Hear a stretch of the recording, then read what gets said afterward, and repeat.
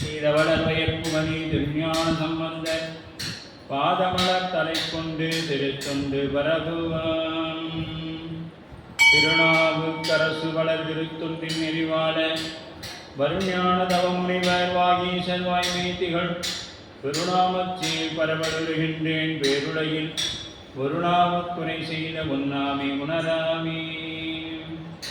நேசம் நிறைந்த உள்ளத்தார் நீளம் நிறைந்த மணிகண்டத்து ஈசன் அடியார் பெருமையின் எல்லா உயிரும் துளையெடுத்து தேசம் உய திருத்தொண்ட தொகை முன்பணித்த திருவாளன் வாசமலர் மென்களல் வணங்க வந்த பிறப்பை வணங்குவான். எழுதரு மறைகள் தேரா இறைவனியில் கங்குள் கொடிதரு காலத்து என்னும் பூசனை விடாது செய்து தொழுகை தலைமை நேர தொழும்பு கண்ணீருள் மூழ்கி அழுது அடியடைந்தன்பன் அடியவர் கனிமை செய்வான்.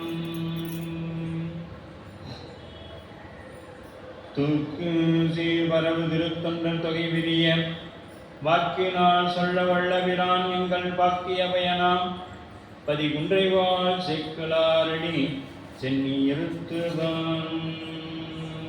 வீராண்டு சிவஞானம் பெற்று எந்த மேகண்டால் நினைத்தாள் போற்றி நாராண்ட வல்லடியாறு கல் புரிந்தருளுந்தி நற்றான் போற்றி நீராண்ட கடந்தை நகர் மறைஞான சம்பந்த நிலத்தாள் போற்றி சீராண்ட தில்லை நகர் உமாவதியார் சம்பதும திருத்தாள் போற்றி போற்றி.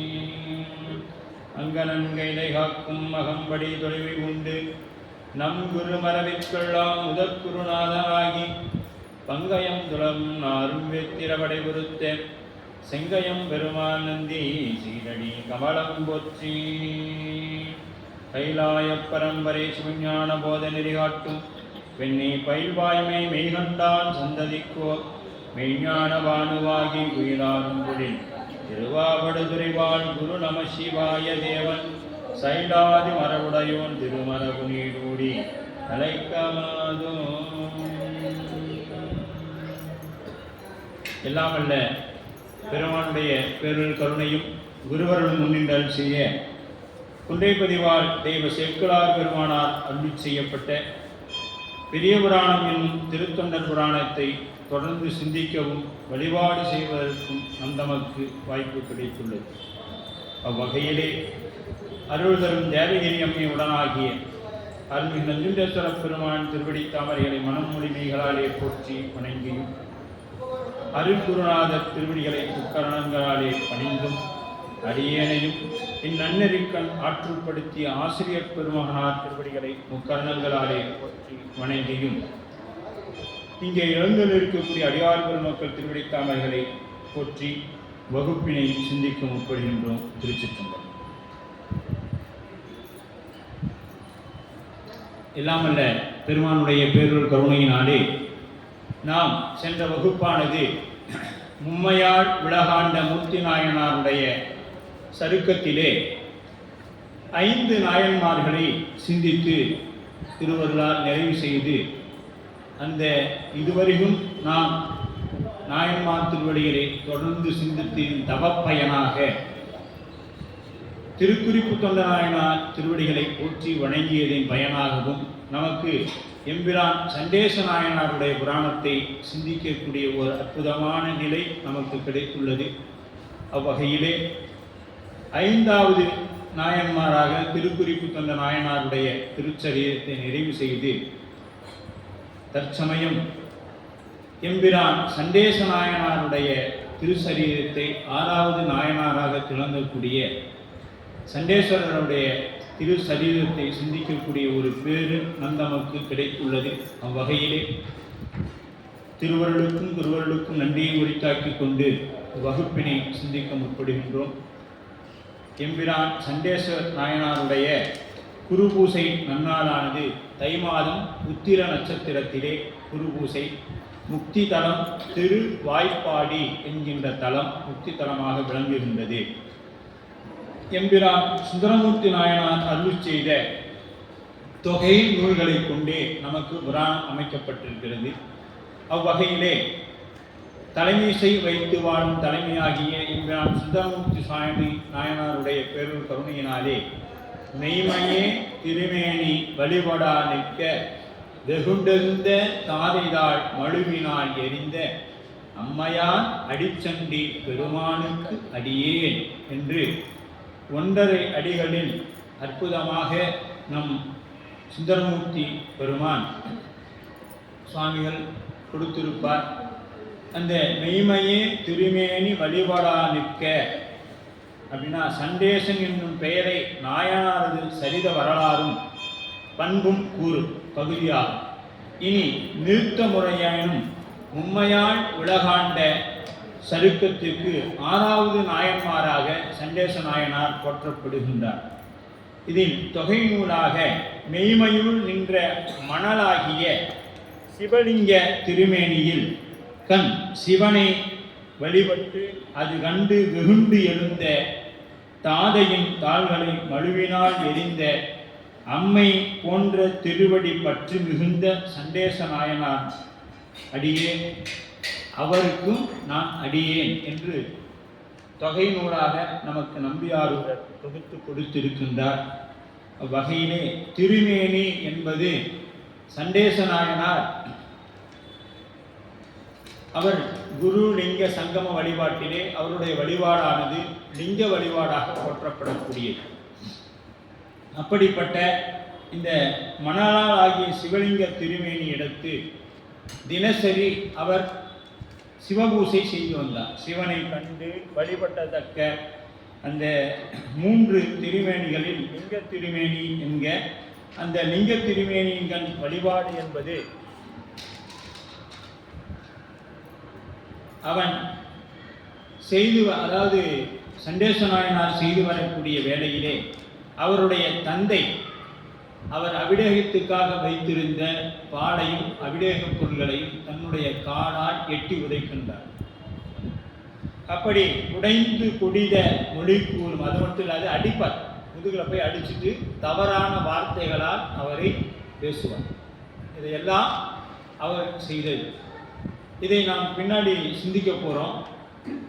அந்த தந்தையானவர் வேதியர் குலத்தை சார்ந்தவங்க. அவரிடத்தில் ஒரு குழந்தை பூசை செய்வதை அவர்கள் எப்படி அடிப்பார்கள், அவருக்குத்தானே இந்த குழந்தை பிறந்திருக்கிறது அப்படிங்கிற கேள்வியெல்லாம் இப்பொழுது நமக்கு வரணும். ஏன்னா இன்று ஒரு பெரிய பூசையோ அல்லது வழிபாட்டிலோ இருக்கக்கூடிய அன்பர்களுக்கு என்ன செய்யுங்க, தவறான பாதையில் செல்லக்கூடிய குழந்தை பிறந்திருக்கு, அல்லது தவறான பாதையில் தாய் தந்தை இருக்கும் ஒருவருக்கு சைவ நன்னெறியில் இருக்கக்கூடிய ஒரு குழந்தை பேர் பெற்றிருக்கு. இதெல்லாம் எப்படிங்கிறது நமக்கு இந்த புராணம் விரிவாக விளக்குகின்றது. அவ்வுடம்பு தன்னுடனே அரணார் மகனாகிய சண்டேசர் பதத்தில் அமர்ந்து அந்த இப்படின்னா இடைவிடாது அம்மையா வெகுண்டு எழுந்த வழிபாடு நிற்க, வழிபடா நிற்க அப்படின்னா எதென்னாச்சு, முடிவில்லாது தொடர்ந்து இன்று வரை நடைபெற்று கொண்டிருக்கிறது அதுக்கு பொருள். அப்படி வழிபடா நிற்க வெகுண்டிருந்த தானைதால் மழுவினார். அவர் அப்பா என்ன பண்ணுவோம், கோடாரி எடுத்து வெட்டணும்னா வெட்டலை, அங்கு வைத்திருந்த ஒரு கோலை எடுத்து அடிக்க போறார். அந்த கோல் என்ன ஆயிடுச்சு, பெருமானின் கருணையினால் கோடாரியாக மாறிவிட்டது. மாறி 2 கால்களையும் வெட்டியது, 2 கால்களையும் வெட்டியது. அப்படிதான் இதுதான் நமக்கு தொகை திருமை நாயனார் திருமேனி குறிக்கும். வெகுண்டு எழுந்த தந்தையுடைய வேரறிந்து மருவினால் எழுந்த தாள்களை எரிய எண்ணி மருங்கு கிடந்த கோள்கள், மறுனா அருகாமையில் இருந்த கோலை எடுத்து என்ன பண்ணாரு, இப்படி ஓங்கி அடிக்க போறார். அது அப்படியே இது வடமெறிய மடுவேறி இருந்தது, அப்படியே மடுவா மாறிடுச்சு. அம்மை அம்மை என்பது அம்மையா அடிச்சண்டி பெருமானுக்கடியேன். இந்த அம்மை என்பது என்ன அப்படின்னு பார்த்தோன்னா அது அமைதியையும் பொறுமையையும் தரக்கூடியது. ஆனா இவரிடத்துல அங்க என்ன இருக்கு, தண்டனைக்குரியதாக மாறி இருக்கிறது. இது எப்படி அப்படின்னு பார்த்தீங்கன்னா, பெண்பால் பெயரானாலும் ஆண்பால் விகுதி பெற்று வந்தது.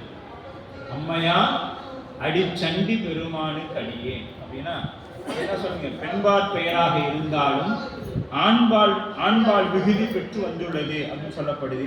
அடிச்சண்டி பெருமான் சண்டேஸ்வருக்கு நாம் இங்க சண்டேஸ்வர பெருமானை தரிசனம் செய்யும் பொழுது என்ன பண்ணணும், கோமுக தொட்டிக்கும் அவருக்கும் இடையில தாண்டி போகக்கூடாது. அப்படி இப்போ நம்ம கண் முன்பாக ஒருவர் நடக்கிறாங்க, அப்படி போகும் பொழுது நாம் என்ன சொல்லணும்? நம்ம போய் நின்றுட்டு வேகமாக கத்தி அப்படிலாம் போகக்கூடாது, தெரியாதவங்க அப்படிலாம் சொல்லக்கூடாது. பொறுமையாக அம்மா இங்கே வாங்க, ஏன் போகக்கூடாதுன்னு தெரிஞ்சுக்கிங்க. எனக்கும் எல்லாம் தெரியாது, எங்கள் புராணத்தில் சொல்லப்பட்டிருக்குது. இது குறுக்கில் போனோம்னா இடைவிடாது அவர் இறைவனை சிந்தித்து கொண்டிருக்கக்கூடியவர். இறைவனுக்கு அவருக்கும் ஒரு தொப்புக்குடி உறவு கூட இருக்குது. நீங்கள் குறுக்கில் போனோம்னா அந்த வழிபாடு தடைபடும் என்பதற்காக குறுக்கில் போகக்கூடாது, நீங்கள் சுற்றி தான் வரணும் அப்படின்னு அவங்ககிட்ட சொல்லணும். அங்கே போய் நின்றுட்டு சண்டேஸ்வரரே எந்திரிச்சு வேறு பக்கம் போய் உட்கார அளவுக்கு நாம் என்ன பண்ணக்கூடாது? கத்தக்கூடாது. ஏன்னா பல முறை நம்ம வகுப்பில் சொல்லிக்கொண்டே இருக்கிறோம். நம்ம ஆலயத்தில் நம் அடியார்கள் தொடர்ந்து இதை குற்றமாக அடியும் சொல்லவில்லை. திருத்தி திருத்தி என் சிந்தை இடங்கள் கைலாயா அப்படின்னு அப்பர் சுவாமிகள் சொல்லுவாங்க. அதுபோல் நம்மை நாம் கொஞ்சம் கொஞ்சமாக திருத்திக்கிட்டு வரணும். நேற்று மாதிரியே இன்னைக்கு இருக்கக்கூடாது, இன்னைக்கு மாதிரி நாளைக்கு இருக்கக்கூடாது. நம்ம இடத்துல மாற்றம் வரணும் அப்படிங்கிறத மனசில் ஆணித்தனமாக பசுமரத்தாணி அடைந்தார் போல் உள்ளத்தில் பதிய வச்சுக்கிங்க. அது கட்டாயமாக உள்ளத்தில் இறங்கிருச்சுன்னா கட்டாயம் மாற்றி கொடுக்கும். நாம் சொல்லக்கூடிய செய்தி காதின் வழியாக போய் நெஞ்சில் நிற்கணும், நின்னாதான் மாறும். இல்லைன்னா அது குற்றமாகவே தான் நடந்து கொண்டிருக்கும். அப்போ நாமளும் அவங்கள 10-11 நாம் அடியார் இலக்கணத்தில் இல்லாமல் 10-11 இருக்கக்கூடிய சூழல் ஏற்பட்டுடும். ஆகவே அந்த மாதிரி இல்லை. இப்போ இடையறா தொடர்பு யாருக்கு? சுவாமிக்கும் அவருக்கும் இடையறாக தொடர்பு. எப்படி? இறைவனுக்கு மகனாய் பெற்ற பெருமை. இப்படி பார்த்தீங்கன்னா மகன் அவர் தான். அண்டர்கிறான் தொண்டர் தமக்கு நாம் பாருங்களா, அவருக்கு எல்லாமே சூடுவனமும் உடுப்பனவும் உனக்காக சண்டீசனமாம் என்னும் பதம் தந்தோம் அப்படின்னு.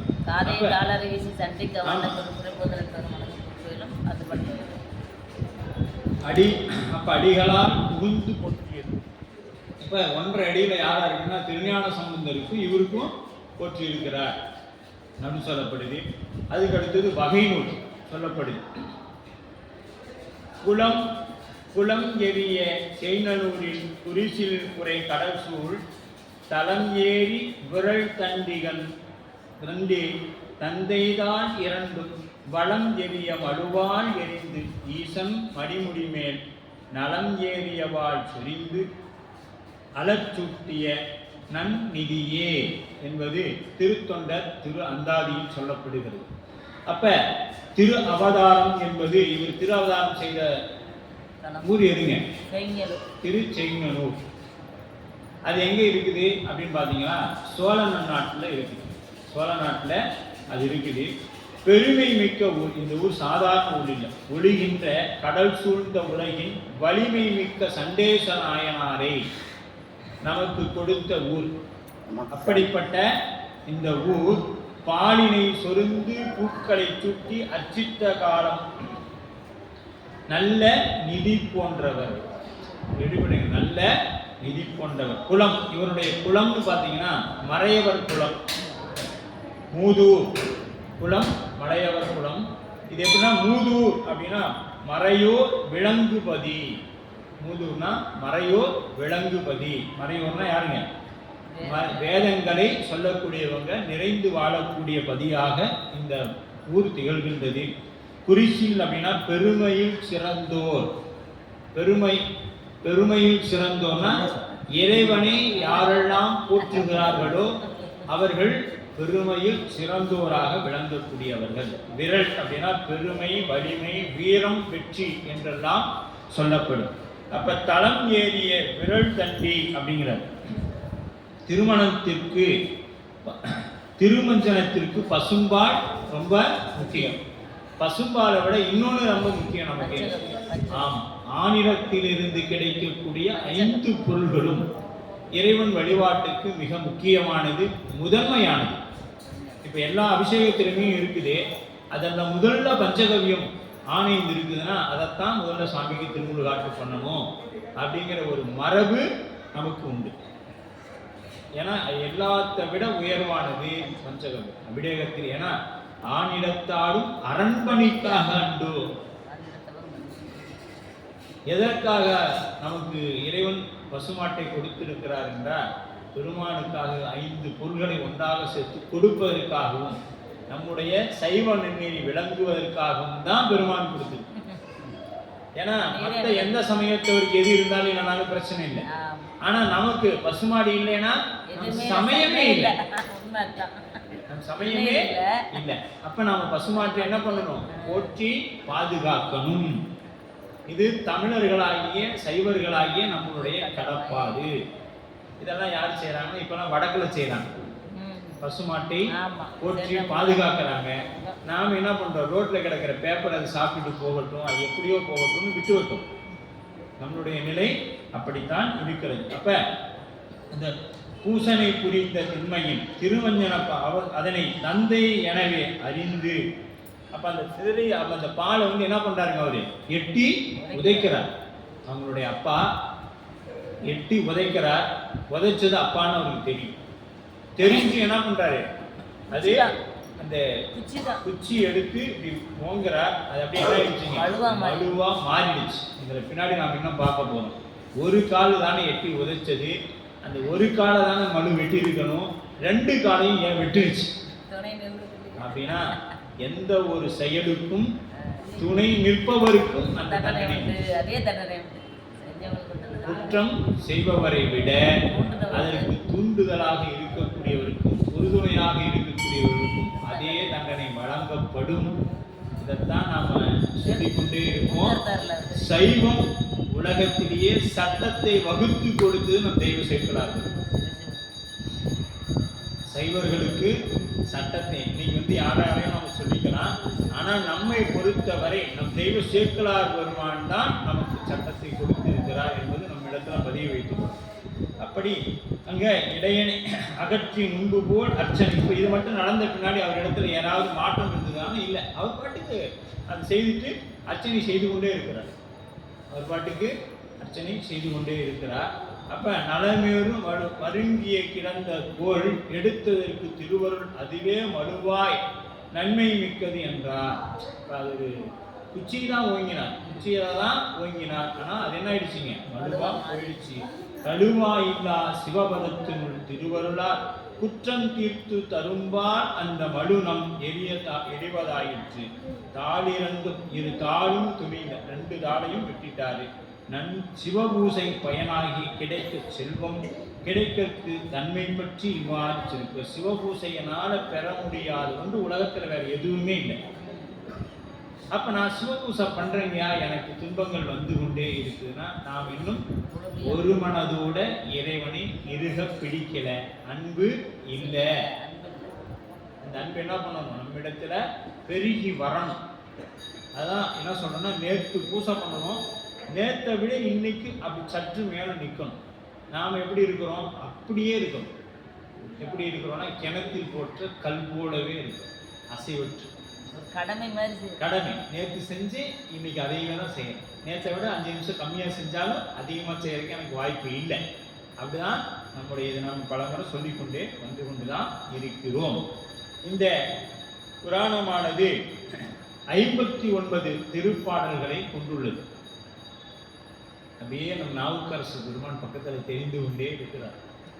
இன்னும் ஒன்று 59 பாடல்களை கடந்தால் நாவுக்கரசு பெருமான் திருவடியை நாம் இணைத்து விடலாம். ஏன்னு கேட்டீங்கன்னா, இந்த புராணத்தோட நிழல் கதாநாயகனே நாவுக்கரசு பெருந்தகை தான்.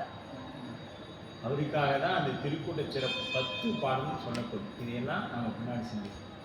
அடுத்தது விரிநூலாக தெய்வ சேர்க்கலார் பெருந்தகை 59 பாடல்களை நமக்கு கொடுத்திருக்கின்றார்.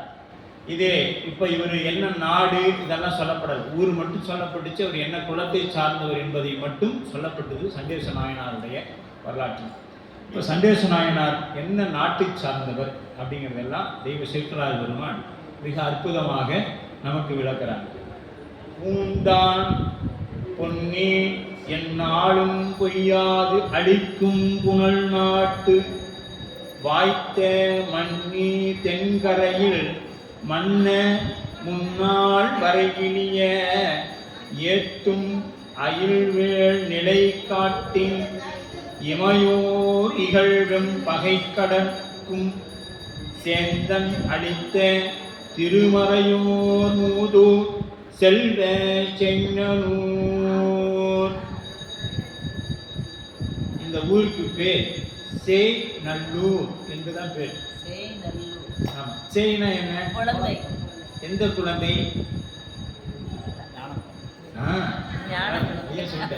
முருகப்பெருமான். முருகப்பெருமான். சேயோன் அப்படின்னா முருகப்பெருமான் இல்லையா? பாருங்க, சாமி நல்லா ஒரு வகுப்பு கேட்க வச்சிருந்தாரு.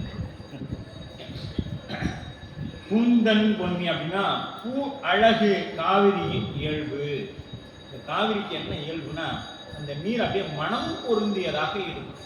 ஏன்னா அது குடகு மலையிலிருந்து வரும் பொழுது என்ன பண்ணுவீங்க, நிறைய சந்தனம், அகில், முத்து, ரத்தனம், தேன், பழச்சுவைகள் அத்தனையும் ஒரு சேர கொண்டு வரும். மனமும் சுவையும் மிக்கது காவிரி. இங்க அப்படிலாம் எதிர்பார்க்கணும்னா நாம அங்க போயிடும். மைசூருக்கு அந்த பக்கம் போனோம்னா இதெல்லாம் எதிர்பார்க்கலாம். இந்த பக்கம் வந்துட்டோம்னா நமக்கு அந்த வாய்ப்பெல்லாம் கிடைக்காது. அப்ப மெல்லியதாய் பறந்து செல்லும் இடமெல்லாம் அழகு செய்வது காவிரி தாயும். அதனாலதான் உந்தான் பொன்னி என்னாலும் பொய்யாது. இது என்னைக்காச்சும் பொய்த்து போகுமானா இல்லை, எப்பொழுதும் தண்ணீர் வந்து கொண்டே இருக்கும். காவிரி தண்ணீர் வந்து கொண்டே இருக்கும். அது எப்பொழுதுமே தண்ணி வற்றாது இருக்கக்கூடிய நாடு நதி காவிரி நதி அப்படின்னு சொல்லப்படுது. என்னாலும் பொய்யாது அழிக்கும். அப்ப என்ன, மழை இல்லாத காலத்தும், இப்ப மழை இல்லைன்னா நம்ம காவிரியில தண்ணி வராம போயிடலாம், வந்து கொண்டே தான் இருக்கு. கொஞ்சமாவது குடிக்கிற அளவுக்காவது வருது. அப்ப காலத்தும் முதிவேநீர் காலத்தும், ரெண்டு காலத்திலும் எப்பொழுதும், மழை காலத்திலையும் வரும், வெயில் காலத்திலையும் வந்து கொண்டே இருக்கும். பொய்யாது. வான் பொய்யும் தான் பொய்யா என்பது பட்டினப்பாளையில சொல்லப்படும். காவிரியை போற்றும்போது என்ன சொன்னார், வான் பொய்த்து போனாலும் தான் பொய்த்து போனாலும் காவிரி. பாருங்க, காவிரியோட பெருமையை பட்டினப்பாளையில எவ்வளவு அற்புதமா சொல்லியிருக்காங்க. தவநீர் காவிரி பாவை என்பது மணிமேகலை. மணிமேகலையில என்ன சொல்லுதுன்னா, தவ நீர் காவிரி பாவை அப்படிங்குது. அப்படின்னா மணிமேகலை. இப்படி நம்ம காப்பிய நூல்களும் போட்டி இருக்குது.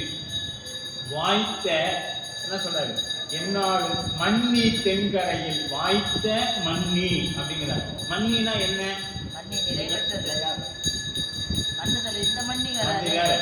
இந்த மன்னி என்பது வேற. இது வந்து ஊர் பேர். ஊர் பேர். அதாவது இலுப்பைப்பட் அப்படிங்கிற ஊரு தான் மன்னி படிக்கரை.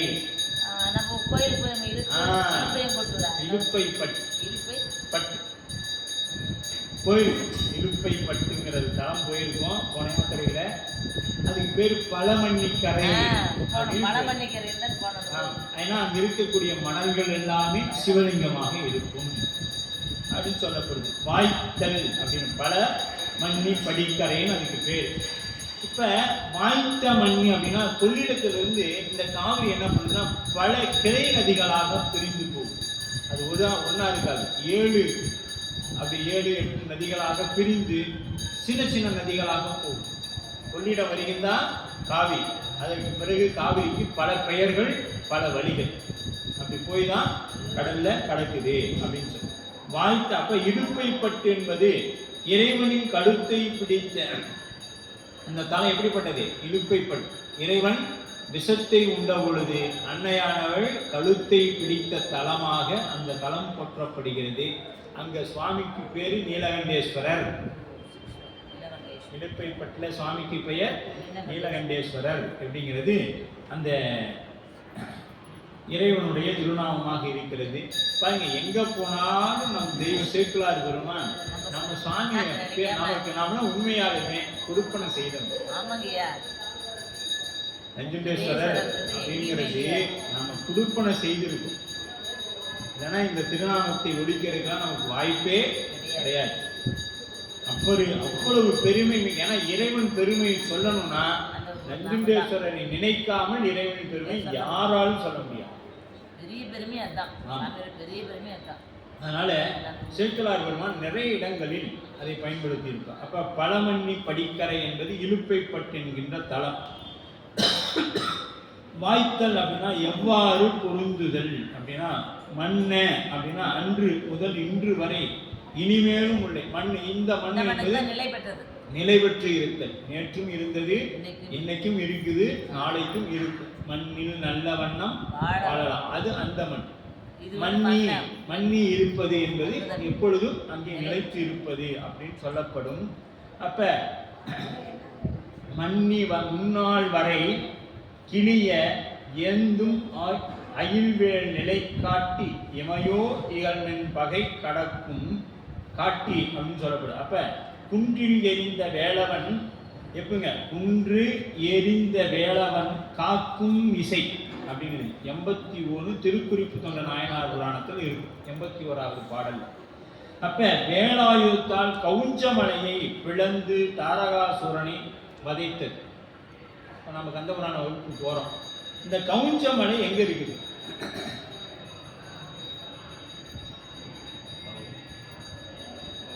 அவரு இமயமலையிலிருந்து இங்க வரும் பொழுது இடையில இருக்குது. வரும் பொழுது முதல்ல அந்த மலையை இரண்டாக அப்படியே தவிடுபடி ஆக்குறார். எதை? வேலாயுதத்தால் அப்படின்னு சொல்றாங்க. அப்ப குண்டெறிந்த வேளன் காக்கும் இசையும் அப்படின்னு நமக்கு திருக்குறிப்பு நாயனார் புராணத்துல சொல்லப்படுது. வேலாயுதத்தால் கவுஞ்சமலையை பிளந்து தாரகாசூரனையும் வதைத்தது. தாரகாசூரனையும் வதைத்தது. முருகப்பெருமான் குணம் தாங்கி சிவபூசை செய்த சிறப்புடைய பெருமையான தலம் இந்த தலம். அப்படி அங்கிருந்து வந்தவர் பழமண்ணி படிக்கரைக்கு வராங்க. வரும் பொழுது திருமாலும் பிரம்மனும் சூரியன் அஸ்தமனம் ஆயிடுச்சு, இனி நாம போக வேண்டாம், இந்த தலத்திலே இந்த ஊரிலேயே நாம் தங்கி விடலாம் அப்படின்னு சொல்றாங்க. இது கந்தபுராணத்தில் இருக்கு. குமரகிரி படலம், குமரபுரி படலம், குமரபுரி படலம்னு சொல்றாங்க. அந்த படலத்துல அந்த உரிய இடம் வந்த உடனே என்ன பண்ணிட்டாருங்க, திருமாலும் பிரம்மனும் சொல்றாங்க. இதற்கு மேல இந்திரன் திருமால் பிரம்மாலாம் சொல்றாங்க, சுவாமி இதுக்கு மேல நம்மால பயணிக்க முடியாது, இரவு பொழுது ஆயிடுச்சு, ஆகவே நாம் இந்த தலத்திலேயே தங்கிடலாம் அப்படின்னு. ஏன் அப்படின்னா இது மிகவும் சிறப்பு வாய்ந்த தலம். இங்க இருக்கக்கூடிய மண்ணெல்லாம் சிவலிங்கம் அப்படின்னு சொல்றாங்க. பழமண்ணி படிக்கரை மண்ணெல்லாம் சிவலிங்கம் அப்படின்னு சொல்லப்படுது. இதை கேட்ட மாத்திரத்தில் முருகன் என்ன பண்றாரு, தேவலோகத்தில் இருக்கக்கூடிய அவரை கூப்பிட்டு தேவதட்சனை கூப்பிட்டு நீங்க உடனே ஒரு ஆலயம் எழுப்ப வேண்டும் என்று ஆணையிட, பெருமான் ஆணையை மறுக்கவா முடியும்? அவர் சங்கல்ப மாத்திரத்தில் அவர் பணியை செய்து முடிச்சிடுவார். எப்படி இரவுலேயே இந்த பணிகள் சிறப்பாக நடந்து விட்டது.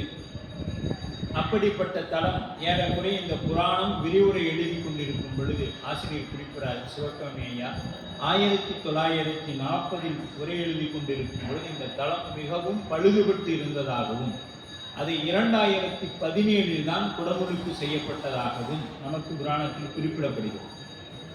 இந்த விரிவுரை உள்ள ஐயா குறிப்பிட்டிருக்கிறாங்க. அந்த அளவுக்கு யாரும் கேட்பாரற்று இந்த மாதிரி பழந்தலங்கள் இன்று அரண்பணி என்கின்ற அந்த அறக்கட்டளை நமது பவானி தியாகராசன் ஐயா அவர்களுடைய தலைமையிலே மிகவும் இது போன்ற பழமையான தலங்களை எல்லாம் எடுத்து செய்யவில்லை என்றால் இன்று நாதியற்ற நாதனுக்கு அனாதி தெய்வத்திற்கு இன்று யாரும் கூரை அமைத்து தருவதற்கு கூட ஆளில்லாமல் இருந்திருக்கும். பெருமான் நம்பி ஆரூரராகிய சுந்தரமூர்த்தி பெருமான் திருப்பணியை நம் தலைவர் ஐயா அவர்கள் செய்தாங்க. அந்த பணியின் பயனாக அவர் என்ன செய்தார்னா, இது போல எத்தனையோ ஆலயங்கள் நம் பெருமானுக்கு இருக்குது, அதெல்லாம் செய்யணும் அவர் கையில் கொடுத்தாங்க. அந்த பணியை சிறமேற்கொண்டு அவர்களும் செய்து வருகின்றார்கள். இந்த அளவும் அந்த அற்புதமான அந்த நிகழ்வு எல்லாம் இல்லை என்றால் நமக்கு இன்று சைவ ஆலயங்கள் எல்லாம் இருக்குமா என்பது நமக்கு தெரியாது. அப்ப ஏந்தும் அயில்வேல் நிலை காட்டி அப்படிங்கிறார். ஏந்தும் அயில்வேல் நிலை காட்டி அப்படின்றார். அப்ப வேற்படை வெல்லும் என்ற நிலைமையினை விளக்கி காட்டி ஞான வேற்படையின் சக்தியினை நாட்டிற்கு காட்டுதலே பொருளன்றி தாரகாசுரனை வதைத்தல் ஒரு பொருளன்றி என குறிப்பிட்டார்.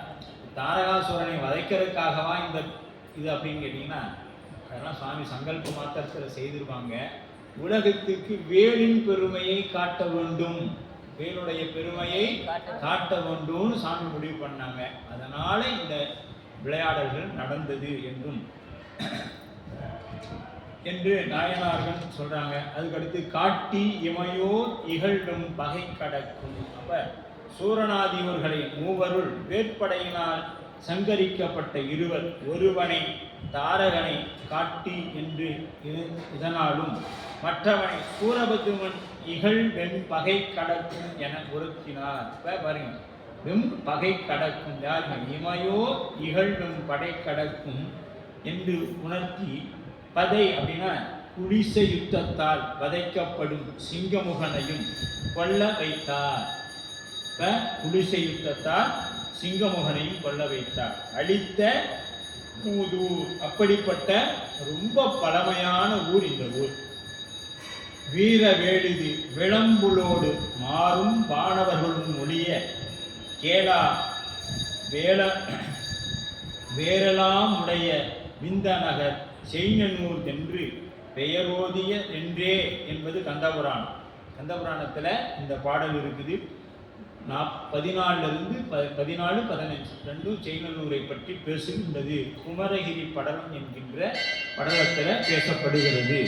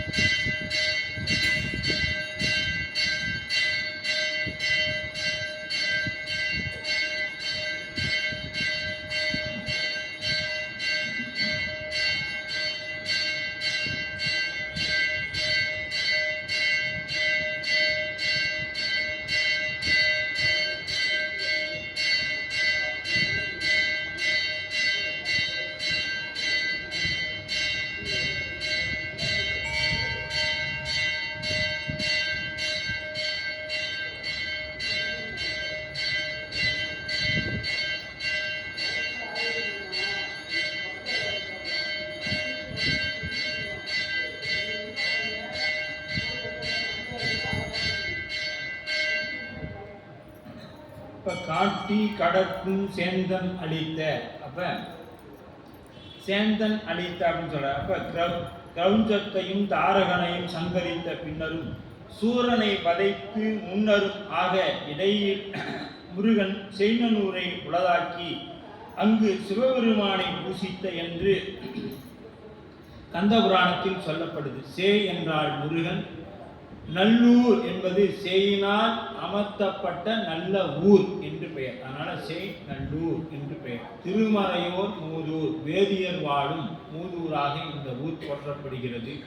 திரு என்பது திருமறையோர் என்பது முக்தியை தேடி போகக்கூடிய, முக்தியை சாதனமாக வைத்து கொண்டு செய்யக்கூடியவர்கள். அப்ப முக்தியை சாதனமாக வைத்து செய்யறவங்க எதை பிடிப்பாங்க? சிவபெருமானை பிடிப்பாங்க. யாரால முக்தி தர முடியும்? சிவபெருமானை தான் தர முடியும். அப்ப செல்வம் அப்படின்னா அருட்செல்வம் என்று பொருள். செல்வம் அப்படி அருட்செல்வம் உடையது செய்நூர் என்று சொல்லப்படும். அடுத்து 2வது பாடல். செம்மை வெண்ணீற்று ஒருமையினார் 2 பிறப்பின் சிறப்பினார் உண்மை தழல் ஓம்பிய நெறியார் 4 வேதம் முறை பயின்றார் தம்மை 5 புலனும் பின் செல்லும் தகையார் அறுதொழிலின் மெய்மை ஒழுக்கம் 7 உலகும் போற்றும் மறையோர் விளங்குவது. இந்த ஊர் எப்படிப்பட்டதுன்னா 7 சொல்றார் சேக்கிழார் பெருமான். எப்படிப்பட்ட ஊர்னு என்ன சொல்றாருங்க? 7 வகையா சொல்றாங்க. 1, சிவநெறி சாதனமாகிய திருவெண்ணீற்றில் ஒன்றுபட்ட ஒழுக்கமுடையவராய். இந்த ஊர்ல இருக்கிறவங்க எப்படி இருப்பாங்க? திருவெண்ணீற்றில் ஒன்றுபட்ட ஒழுக்கமுடைய, அந்த திருநீர் மட்டும்தான் அவங்களுக்கு எல்லாமே அப்படின்னு இருக்கக்கூடியவங்க. ஏன் அப்படிங்கிறாங்கன்னா திருநீர் வேற சிவம் வேற இல்லை. இதை நம்ம மனசுல வச்சுக்கணும். திருநீர் வேற, சிவம் வேற இல்லை. இதைத்தான் நமக்கு என்ன பண்ணுதுங்க மதுரையம்பதியில ஞானசம்பந்த பெருந்தகை காமிக்கிறாங்க. அதுக்கு அடுத்தது பிறப்பில் சிறப்புடையது. அந்த ஊர்ல பிறந்தோம்னா அது ரொம்ப சிறப்புடையது. 3 சொல்றாங்க. முத்தீனையும் என்றும் வளர்க்கும் நெறியில் நிற்பவராய். இங்க இருக்கிறவங்க என்ன பண்ணுவாங்க, 3 வேள்வி 3 காலமும் செய்து கொண்டே இருப்பாங்க. இந்த ஊர்ல இருக்கணும் காலை மதியம் இரவு 3 வேளையும் வேள்வி செய்து கொண்டே இருப்பாங்க. வேதங்களையும் முறையில் முறையா வேதங்களை பயின்று இருக்கக்கூடியவங்க அங்க இருக்கக்கூடிய. ஏன் அங்க முருகப்பெருமான் தங்கலான்னா சாதாரண இடத்துல போய் நம்ம முருகப்பெருமான் இருந்துட மாட்டோம். ஏன்னா அவர் சாதாரண ஆள் இல்லை. அதனால அப்ப புலன்களும் தங்களை பின் செல்லாது தன்மையுடையவர்கள். இப்ப புலன்களுக்கு பின்னாடி இவங்க போவாங்கன்னா போகாது. இவங்க சொல்றது அந்த புலன்களுக்கு, இவங்க சொல்றதுதான் புலன்கள் கேட்கும். நாம புலன்களுக்கு பின்னால் ஓடும். இங்க இருக்கும், கண் இங்க போயிடும், மனசு அங்க போயிடும், இப்படி ஒண்ணு ஓடிக்கிட்டே இருக்கும். அப்ப 6 தாம் செய்யும் அருந்தொழிலின் மெய்யொழுக்கும் உள்ளவர்கள். அருந்தொழில் அந்தனருக்கு அழகு 6 தொழில்கள் செய்வாங்க. அது என்னன்னு பின்னாடி பார்ப்போம். 7 உலகும் போற்றுபவர்கள் உள்ள மறையவர்கள் விளங்குவது. அவ்வூர் 7 பார்த்தீங்கன்னா 7வது குறிப்பு. 7 உலகத்தில் இருக்கக்கூடியவங்களும் அந்த ஊர்ல இருக்கக்கூடியவங்களை போற்றக்கூடிய. அப்ப செம்மை வெண்ணீற்று அப்படின்ற. செம்மை அப்படின்னா சொல்லுங்க என்ன? சிவம். சிவம் முக்தி. முக்தி அதான் செம்மை நடம் அறியாத சிதடரோடு திரிவேனை. அந்த செம்மை என்பது சிவம்னு சொல்லு, முக்தின்னு சொல்ல. முக்தி அப்படின்னு சொல்ல. அப்ப செம்மை வெந்நீர் என்பது செம்மையை தருவதாகிய சிவசாதனமாகிய திருவெண்ணீர். செம்மைனா எதுங்க? முக்தியை தருவதாகிய சிவசாதனமாகிய திருநீரு. அப்ப திருநீற்றை நாம் பலமுறை சிந்திச்சிருக்கோம். இந்த திருநீருக்காக தன்னுடைய உயிரை கொடுத்தவர் தான் மெய்ப்பொருள் நாயனார், ஏனாதிநாத நாயனார். இவங்கெல்லாம் திருநீரை பார்த்த மாத்திரத்தில் என்ன பண்ணிட்டாங்க? தன்னுடைய உயிரையும் அதற்காக கொடுத்தாங்க இல்லையா? அப்ப இந்த புகழ்ச்சோழர். ஆமா, புகழ்ச்சோழர். இந்த திருநீரு சிவன் போல என்றும் அழிவில்லாது, என்னைக்கும் இருக்கும். நேற்றும் இருந்தது, இன்னைக்கும் இருக்குது, நாளைக்கும் இருக்கும். எப்படி இருக்கும் அப்படின்னா சிவபெருமான் திருமேனியில் இருக்கு. சிவபெருமானுடைய கங்காளன் பூசி கவச திருநீற்றை மங்காமல் பூசி மகிழ்வரே யாமாகில். அப்ப சிவபெருமான் திருமேனியில எப்பொழுது என்ன இருக்கும்? திருநீர் இருக்கும் அப்படின்னு சொல்லப்படுது. அதனாலதான் வேதம் இதுக்கு எக்ஸ்பீரி டேட் இருக்குதான. எல்லா பொருளுக்கும் என்ன உண்டுங்க? ஒரு எக்ஸ்பீரி டேட் உண்டு. இதுக்கு எக்ஸ்பீரி டேட் இல்லை. அப்பதான் ஒரு சிறுவன் ஒரு எதுலேயோ ஒரு வலைத்தளத்தில் தான் பார்த்தேன். ஒரு சிறுவன் வந்து கேட்டானா, ஒரு வெளிநாட்டுக்காரர் வந்து அந்த பேக்கெட்டில் இருக்கும் இல்லையா, அந்த திருநீர் எடுத்து பார்த்துட்டு எங்கே இதில் எக்ஸ்பீரி டேட் இல்லை அப்படின்னு சொல்லி கேட்குறாரா. நமக்கு எக்ஸ்பீரி டேட் இல்லாத பண்ணுறது, அதனால அதுக்கு எக்ஸ்பீரி டேட் இல்லை அப்படின்னா. நமக்கு எக்ஸ்பீரி டேட் இல்லாமல் பண்ணுறதுனால அதுக்கு எக்ஸ்பீரி டேட் இல்லை. யார் ஒரு எதில் இல்லையோ அதை தான் நமக்கு செய்ய முடியும். அந்த திருநீருக்கு எக்ஸ்பீரி டேட் இல்லை. அப்போ நமக்கு முக்தி தந்தா நமக்கு எக்ஸ்பீரி டேட் இல்லை, அதனால அதுக்கு எக்ஸ்பீரி டேட் இல்லை. சரிங்களா அப்படின்னு சொல்லி சொன்னார் இல்லையா?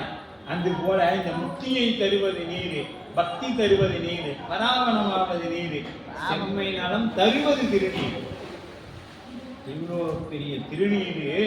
திருநீற்றின் ஒற்றுமையனால் திருநீற்றின் நெற்றியினால் பிறளாது ஒன்றுபட்ட உதவிப்பட்டவர்கள். திருநீற்றிலிருந்து பிறளாது இருந்தவங்க.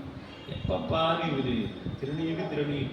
ஆனா நம்ம மட்டும் இல்லைங்க, திருமாலும் திருநீர் பூசியதாக நாம சொல்லல, ஆழ்வார்களே சொல்லிடுறோம். அது இப்போ நாம் வந்து என்னன்னா இதெல்லாம் நம்ம சொன்னால் நம்ப மாட்டேங்கிறாங்கன்ட்டு என்ன பண்ணிட்டு அடிச்சு ஆதாரங்கள் எடுத்தோம். எய்திய பித்தனோடு எல்லா உலகும் கண்ணன் படைப்பெண்ணும் நீரு செவ்வையின் காணின் நெடுமால் அடி என்றேடும் நறு துயலாய் மலர்கனில் நாரணன் கண்ணின் வீதென்று தேரியும் தேராது மாயும் திருத்தாலே இத்திருவே என்பது திருவாய்மொழியில 4வது பாடல்ல 4வது வரியில 7வது 4வது பதிகத்துல 4வது பாடல் 7வது வரியில சொல்லப்படுது. நீரு அப்படிங்க. அப்ப இவங்க அந்த இடத்துல பொருள் என்ன சொல்றாங்க, அவங்க கொடுக்கக்கூடிய தீர்த்தத்தை சொல்லலாம் அப்படின்னு சொல்றாங்க. அந்த நீருக்கு வரக்கூடிய ஈரனா வேற, திருநீருக்கு வரக்கூடிய ஈரனா வேற. இதாச்சா? அதற்கு அடுத்தது அந்த நீர் இன்னொரு இதுக்கு சொல்லலாம், பொடி அப்படிங்கிறது நீருன்னு சொல்லலாம். வெண்பொடி பொடியா இருக்கக்கூடியது நீர். அவர் எந்த பொடியை பூசணும் அப்படிங்கிறது இங்க இந்த திருவாய்மொழியில் அவங்க, ஏன்னா அது அவங்களுடைய இடத்துல இருந்து சிந்திக்கும் பொழுது அவங்க வேற மாதிரி சிந்திக்கிறாங்க. அப்ப தனியும் பொழுதில்லை நீர் பாருங்க, இந்த பாடல்ல அந்த சொன்னாங்க இல்லையா, அதுக்கு இன்னொரு பாடல்ல அவங்களே சொல்றாங்க, தனியும் பொழில்தில்லை நீர் அணங்கோடு தீர் அன்னை நீர் பிணியும் ஒழுகின்றில்லை பெருமிகு அல்லார் மணியினரையும் நிற மாயம் தா மடி நீரு கொண்டு அணிய முயலின் மற்றில்லை கண்டே இவ்வண்ணங்கே என்பது இது பாசு. இதெல்லாம் நம்ம பாடல, அவங்களுடைய பாடல். அவங்களே இந்த இடத்துலையும் திருநீர் சொல்றாங்க. ஏறக்குறைய 10 பாடல்கள்ல ஆழ்வார்கள் நம்ம அறிவு கேட்டு 10 பாடல்கள் திருநீர் பெருமாள் வச்சிருக்கிறாருன்னு சொல்றாங்க. இங்க பாரு, இங்கு நீர் என்று ஆழ்வார் குறிப்பிடுகின்றார். ஆழ்வார் இங்க திருமால் திருநீர் பூசி இருக்கிறார் என்பது குறிப்பிடுகின்றார். மகாவிஷ்ணு ராமாவதாரத்தில் கோதாவரியில் சீதையுடன் நீராடும் பொழுது காலத்தில் பார்வதியோடு கூடிய பரசிவனை போல் இருந்தார் என கூறப்படுகிறது.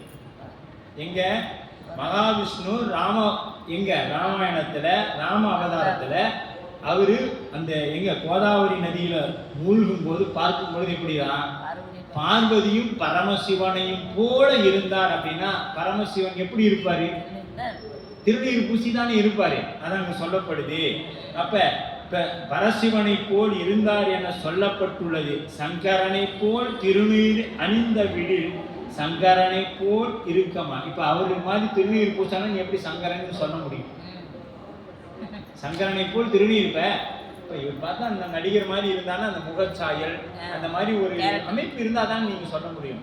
அப்ப இங்க திருமாலை அவங்க சொல்றாங்க, எப்படி என்ன சொல்றாங்க? சங்கரனை போல் அப்படின்னு ராமாயணத்துல சொல்லப்படுது. அப்படின்னா அவர் திருநீர் பூசி இருக்கிறாருன்னு அர்த்தம். ராமானுஜர் காலத்துக்கு பிறகுதான் அவங்க திருநீர் வைக்கிறது இல்லைன்னு சொல்லப்படுது. அதற்கு முன்பு வரை, ஏன்னா அவங்க திருநீரை பத்தி பாடி இருக்கிறாங்க. நம்ம நாயன்மார்கள் எங்கேயும் பெருமாளை அந்த திருநாமங்களை பற்றி திருநாமங்களை பற்றி எங்கேயும் நம்ம நாயன்மார்கள் பாடல. இதெல்லாம் எதுக்காகனா, நம் சைவத்தில் இருக்கிறோம். அந்த சைவம் எவ்வளவு பெரியது அப்படின்னு முதல்ல நாம் தெரிஞ்சுக்கிட்டாதான் பெருமான் மீது அவர் எவ்வளவு பெரியவர்னு தெரியும்.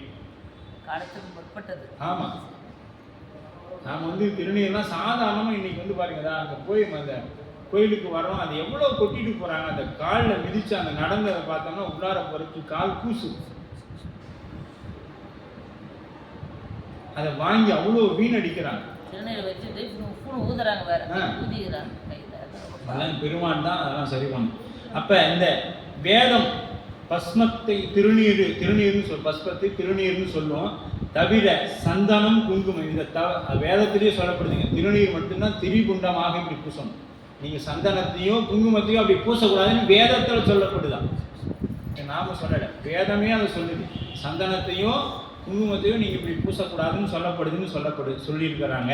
முதலில் எவற்றாலும் திரிகுண்டமாக தரித்தல் ஆகாது என எச்சரிக்கிறது. வேதமே இதை எச்சரிக்குது. நீங்க திருநீர் மட்டும்தான் நீங்க திரிகுண்டமா அப்படி பூசணும், வேற எதையும் பூசக்கூடாது. சந்தனத்தையோ திருநீரையோ நீங்க நாம சொல்லுவாங்களே, ஊர்ல கல்யாணம்னா மார்ல சந்தனம் நீ போய் கிடைச்சதுன்னு ஓசல் கிடைச்சுன்னு எங்கேயா போய் திருநீருக்கு மேல உன்னை பூசவே பூசாதீங்க. அது தங்கத்திலேயே வந்தாலும் சரி, அது நமக்கு தேவையே கிடையாது. திருநீர் தான் எல்லாத்த விட உயர்வானது. அந்த இடத்துல தங்கத்துல உனக்கு தங்கத்தை கலந்து பூசானா வேண்டாம்னு இருக்கு. ஏன்னா என்றும் அழியாத செல்வம் திருநீர், அதை மனசுல வைத்துக் கொள்ளுங்க. ஏன்னா அந்த இடத்துல சொல்றாங்க திருநீருக்காக தான் அவங்க அவ்வளவு இது சொல்லப்படுது. அப்ப இந்த பஸ்மம் என்பது திருநீர். சபல உபநிஷத்திலும் இது சொல்லப்படுகிறது. ராமாயணம், ஸ்கந்தபுராணம் முதலான பல நூல்கள் திருநீற்றின் பெருமையை பேசப்படுகிறது.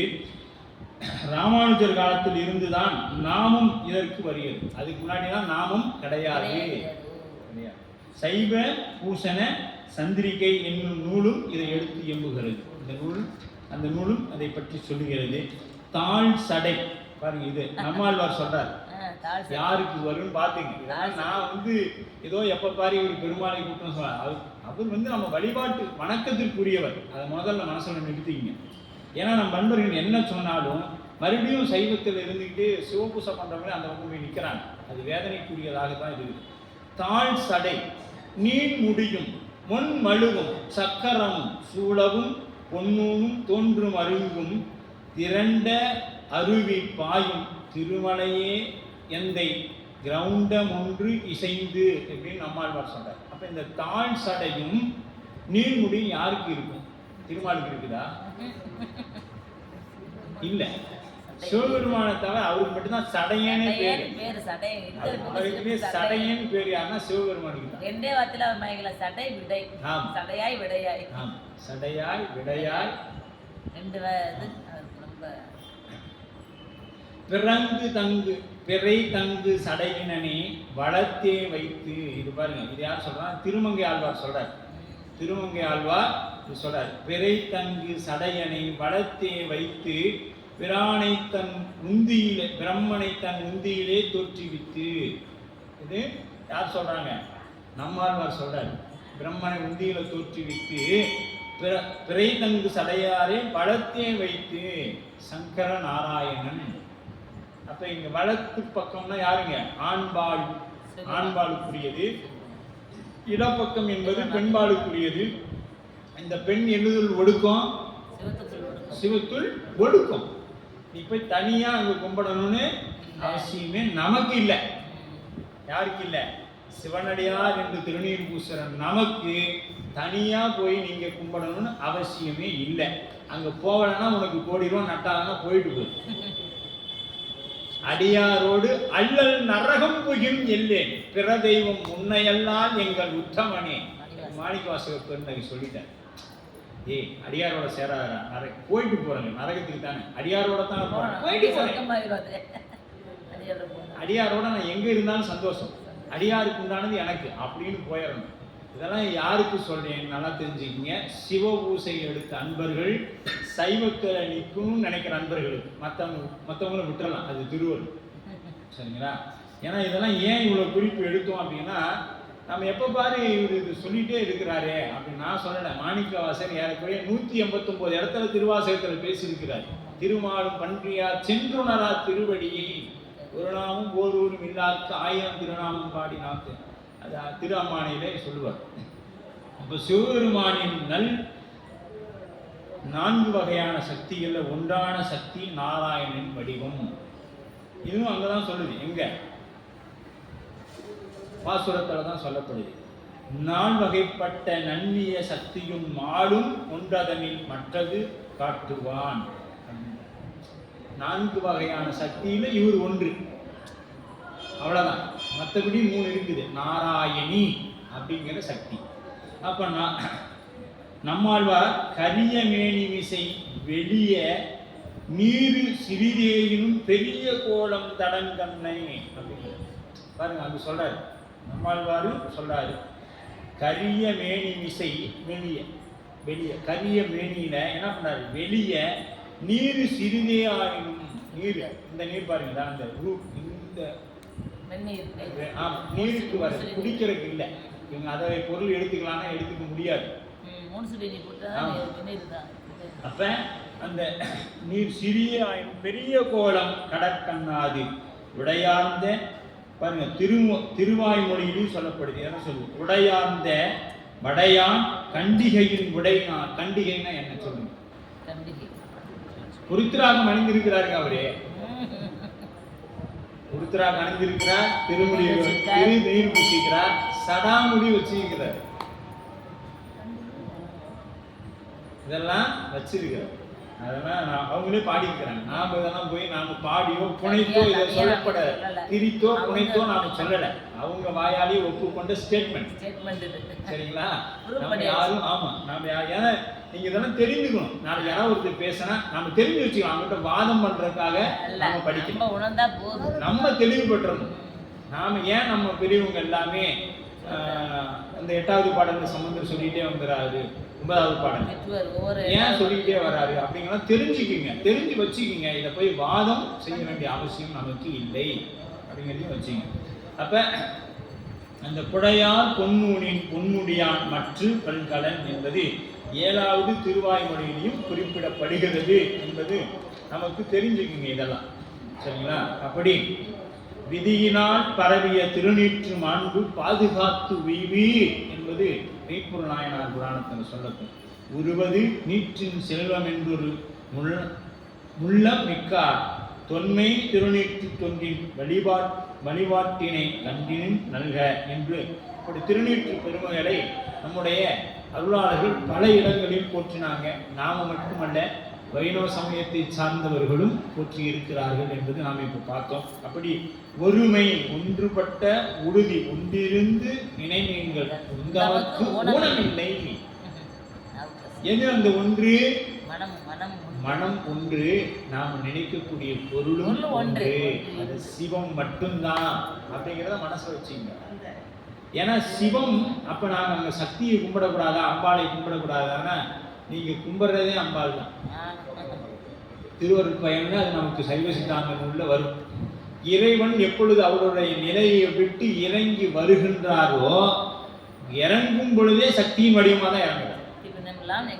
ஆமா, சக்தி பின்னமில்லாம் எங்கள் பிரான் என்பதுதான் நமக்கு திருவருட்பயன்ல சொல்லப்படும். அப்ப இறைவன் தன் நிலையில் இருந்து இறங்கும் பொழுதே சக்தியின் வடிவத்தில் தான் வர. நீ அதுக்கு போய் தனியா சக்தி வழிபாடு இதெல்லாம் தேவையில்லை. சிவத்தை கும்பிட்டால் அதனுள் அனைத்தும் ஒடுக்கும். அதை நல்லா ஆணித்தனமா வச்சுங்க. அப்ப 2 பிறப்பின் சிறப்பாவது. இப்ப 2 பிறப்பின் சிறப்பு சொல்றாங்க. அப்ப துவீசர் இருபிறப்பாளர்கள் என்று சொல்லப்படும். இருபிறப்பாளர்கள் யாரு? நாமெல்லாம். எப்படி இருபிறப்பாளர்கள் என்று சொன்னீங்கன்னா, உபநயம், அதாவது தீக்கை பெறுவதற்கு முன்பாக நாம வேற பிறப்பு, தீக்கை பெற்ற பின்பு நாம யாருன்னு கேட்டீங்கன்னா சிவ குழந்தைகள். நாம என்னைக்கு நீங்க சமய தீக்கை எடுக்கிறீங்களோ, இதை அப்படி இன்று வரை யார் கடைபிடித்து வராங்க? வேதத்தை அடிப்படையாக வைத்து இருக்கக்கூடிய அந்தணர்கள் இன்று வரை கடைபிடித்து வராங்க. அவங்க என்னைக்கு உபநய சடங்கு நடக்குதோ அன்னைக்கு அந்த பிறப்பு முடிஞ்சு அடுத்து அவங்க இறைவனுக்கு அடிமை என்கின்ற பிறப்புக்கு வந்துடுறாங்க. நம்மளும் தீக்கை எடுக்கும் பொழுது பார்த்தீங்கன்னா, உபநயம் முன்னர் ஒரு பிறப்பு, அதுக்கு சமய தீக்கை எடுக்கிறதுக்கு முன்னாடி நமக்கு ஒரு பிறப்பு. என்னைக்கு சமய தீக்கை எடுத்தோமோ அன்னைக்கு தான் இந்த பிறப்புல நமக்கு ஒரு வயது. இப்போ நமக்கு எப்போ எந்த பிறந்த நாளை கொண்டாடலாம் நீங்க முடிவு பண்ணிக்கலாம். இப்போ ஒரு 10 வயசு தான் ஆகுது தீக்கை எடுத்துனா எனக்கு 10 வயசு தானே ஆகுன்னு சொல்லிக்கலாம், தப்பு இல்லை. ஆமா. அப்ப அதன் பின், ஏன்னா அதுக்கு பின்னாடி தான் அவங்க என்னத்தை நோக்குறாங்க? சிவத்தை நோக்கி கொண்டு, அதனால் அந்த பிறப்பு இருபிறப்பாளர்கள் என்று சொல்லப்படும். சிறப்பு உயர்வு விசேட தீக்கையின் இருபிறப்பின்மை வரும் பொருட்டு சித்தாந்த சாராவளி என்கின்ற நூல் அது சொல்லுது. சித்தாந்த சாராவளி என்கின்ற நூல்ல இருபிறப்பாளர்கள் என்று சொல்லப்படுது. தீக்கை, அதனால தான் உங்களுக்கு தீக்கா நாமம்னு ஒன்று வைப்பாங்க. ஆமாம், தீட்சா நாமம் என்று ஒன்று உண்டு. தீக்கைக்கு முன்னாடி அது அவ்வளோதான், அதோட அவன் இறந்துட்டான். அந்த உடம்பு அழிந்தது. இப்ப தூய்மை செய்யப்பட்ட உடம்பு, மலங்களாலான உடம்பு போயாச்சு. இப்ப பிராதத்த வினையோட இருக்கிற உடம்பு மட்டும்தான் இருக்குது. சஞ்சீதம் ஆகாமி முடிஞ்சிச்சு. தீக்கை என்னைக்கு பெற்றோமோ அன்னைக்கே சஞ்சீத வினையும் ஆகாமியும் முடிஞ்சது. இப்ப கொண்டு வந்த வினை, பிராதத்த வினை, இதை மட்டும்தான் நம்ம கழிக்கிற வேலையை செய்யணும். இது எப்படி கழிக்கணும்னா, பெருமாள் திருவருளை கொண்டு குருநாதர் சொல்லிக் கொடுத்த அந்த 5 எழுத்து மந்திரத்தை சாதனம் செய்யணும். நாமளா எதுக்கு வந்தவங்க? சாதிக்க வந்தவர்கள். அப்ப என்ன பண்ணணும்? சாதனம் செய்யணும். சாதனம்னா என்னங்க? யாரும் செய்ய முடியாத நாம செய்யறதெல்லாம் சாதனை இல்லை. இடைவிடாது இறை நாமத்தை சொல்லிக்கொண்டே இருப்பதற்கு பெயர் தான் சாதனம். இடைவிடாது 5 எழுத்தை சொல்லிக்கொண்டே இருப்பதற்கு பெயர் தான் சாதனம் என்று சொல்லப்படுது. அப்ப உண்மை தழல் ஓம்பிய நெறி முற்றி என்பது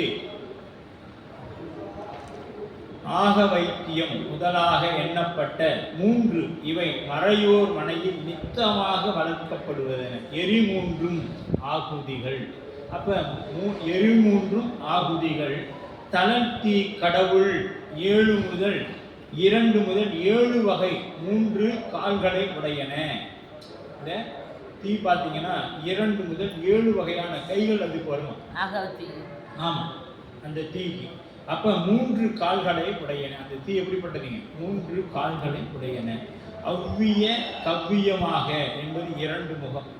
அப்படி தேவர்களும் பிதிர்களுக்கும் ஆக 2. அந்த தீயில 2 முகம் வருதுன்னு சொல்றாங்க இல்லையா? அந்த 2 முக தீயில வந்து பாத்தீங்கன்னா அவ்விய கவ்வியமாக என்பது 2 முகம். தேவர்களுக்கும் பிதிர்களுக்கும் ஆகிய 2. அடுத்து 7 கோடி மகாமந்திரங்கள் தேவர்கள் முதலிய 7 வகையான கொண்டு கொடுக்கும் கைகள். 7 கோடி மந்திரங்களுக்கும் 7 வகையான அந்த தீப்பிழம்பு கைகள். அப்ப 7 கோடி மந்திரம் என்னன்னா ஸ்வாகா முதலாக உள்ள 7. இப்போ நம்ம சொல்லும் பொழுது யாரும் ஸ்வாகா அப்படின்னு சொல்றாங்க இல்லையா? அந்த ஸ்வாகா முதலாக வரக்கூடிய 7 கோடி மந்திரங்கள். முடிவில் மூவுலகங்களும் செல்வன 3 கலல்கள். இந்த மூவுலகம் இங்க மேலோகம் கீழோகம் நமக்கு. அப்படி எண்ணிறந்த கடவுளுக்கு இடும் உணர்வு கொண்டிட்டு வண்ண எரி வாயின்கண் வைத்ததென்ன அப்படிங்கிறது. அப்ப இருமுகம் கலர் முன் எழுகையின் என்று சுட்டி காட்டி திருவிசைப்பாவும் சொல்லப்படுது. 4 வேதம். அடுத்தது 3 கலல் 4 வேதம் அப்படின்னு சொல்லலாம். அப்ப வியாசர் வகுத்த 4 வேதங்கள் வியாசர் வகுப்பதற்கு முன் தைத்தீரிய முதலாக 4 சொல்லப்பட்டது. அதற்கு முன்னர் 3ஆக இருந்தது. வேதம் அதற்கு முன்பு எத்தனையா இருந்ததுங்க? 3ஆக இருந்தது.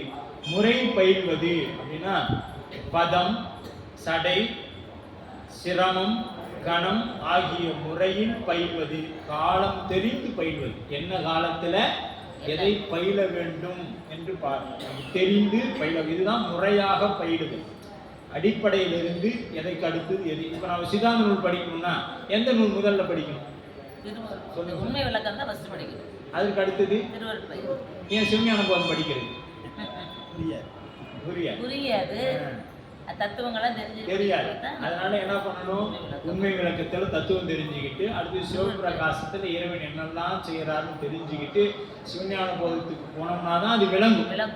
அது போல வேதத்துல அந்த பதம், சடை, கிரமம், கணம் இதெல்லாம் தெரிஞ்சுக்கிட்டாதான் நமக்கு என்ன படிப்படியா போனாங்களாதான் அதுதான் முறையாக செல்லும். அப்ப இருபிறப்பாளர்கள் பொழுதறிந்து தூவல். அப்ப இருபிறப்பாளர்கள் அந்த பொழுதை அறிந்து அதற்கேற்றார் போல இருப்பாங்க. 5 புலனும் தம்மை பின் சொல்லும் தகையார். 5 புலனும் தம்மை 5 புலனும் பின் சொல்லும் தகையார் அப்படிங்கிறது. தம்மை அந்த தம்மைங்கிறது கொண்டு கூட்டுதல்ல வச்சுக்கணும். 5 புலனும் தம்மை பின் சொல்லும் தகமையர் அப்படிங்கிறது. அப்ப புலன் வழியே தாம் செல்லாமல் தாம் வழியே அவற்றை நிறுத்தினார்கள். இவங்க எப்படிப்பட்டவங்க? புலன் வழி போகல, புலனை தன் வழியில் கொண்டு வந்தாங்க. மாறி நின்று என்னை மயக்கிடும் பஞ்ச புலனைந்தின் அடைத்து அமுதே அப்படின்னா ஊரர் என்னும் தொட்டியான் ஓரைந்தும் காப்பான் வர என்னும் வைப்பிற்கோ வித்து என்பது திருக்குறள். என்னன்னா இந்த யானை அடக்கிறதுக்கு எப்படி கையில ஒன்று வச்சிருக்கோம், அங்குசம் வைத்திருக்கோம். அந்த அங்குசத்தை பார்த்த உடனே அந்த யானை முடிவுக்கு வந்து ஏன்னா இவன் அடுத்தது நம்ம காதலை போட்டு இழுக்க போறான் அப்படிங்கிறது அந்த முடிவுக்கு வந்து என்ன ஆயிடும்? அப்படியே அடங்கி நிற்கும். மதம் பிடித்த யானை கூட என்ன ஆயிடும்? அங்குசத்தை பார்த்த மாத்திரத்துல அமைதியாயிடும். அது போல நம்முடைய மனது என்ன பண்ணுங்க? அந்த யானை எப்படி அடங்கி நிற்கிறது? ஏன்னா இது 5 புலன் மதம் கொண்ட யானை, சாதாரண யானை, மதம் கொண்ட யானை. ஒரு பக்கம் ஒவ்வொன்றும் ஒரு உச்சீடு ஓடும். பிடித்து கொண்டு வந்து நிறுத்துறதுக்குள்ள அப்பா பெருமான் கருணை இல்லைன்னா 5 நிக்கவே நிக்காது. அப்படி முரண் அறிவு அப்படின்னா பயன்படுத்தி 5 புலன்களும் யானைகளை தன் வயப்படுத்தி அடக்குவவன். மேலான வீடு வேறு வரன் அப்படின்னா மேலான வீடு வேறு என்னும் நிலத்திற்கு விதை போலவன். மேலான வீடு வீட்டுக்கு விதை போலவன். ஆட்டும் தேவர் வழி ஒளிந்து. ஆட்டு தேவர் வழி ஒளிந்து. அப்ப அடுத்து பார்த்தீங்கன்னா அறுதொழில். 6 தொழில் என்ன அப்படின்னு சொல்லுங்க.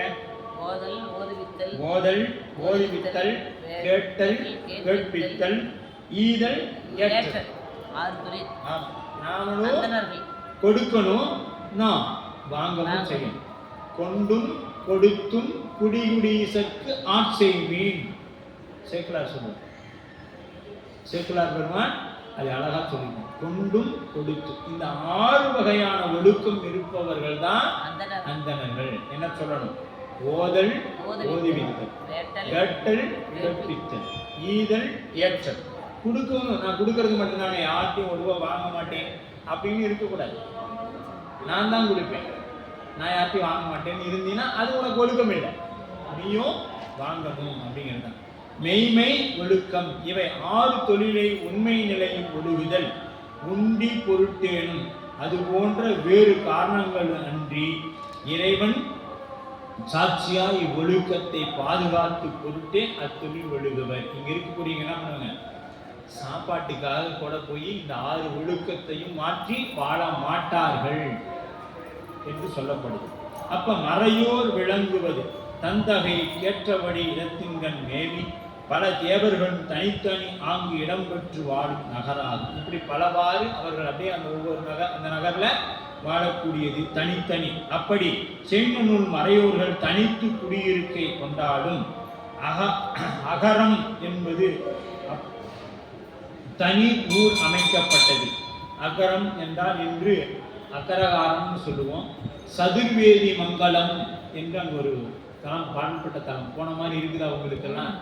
சதுர்வேதி மங்கலம் என்று ஒரு ஊர் உண்டு. அங்கே 4 வேதங்களும் அங்கே வழிபட்டதாக சொல்லப்படும். அங்கே இருக்கிறவங்க எல்லாமே வேதங்களை அடிப்படையாக கொண்டு இறை வழிபாடு செய்யக்கூடியவர்கள். விளங்குபதி இப்படிப்பட்ட தலமாக இந்த தலம் விளங்குகின்றது என்று போற்றப்படுகிறது. 3வது பாடல்.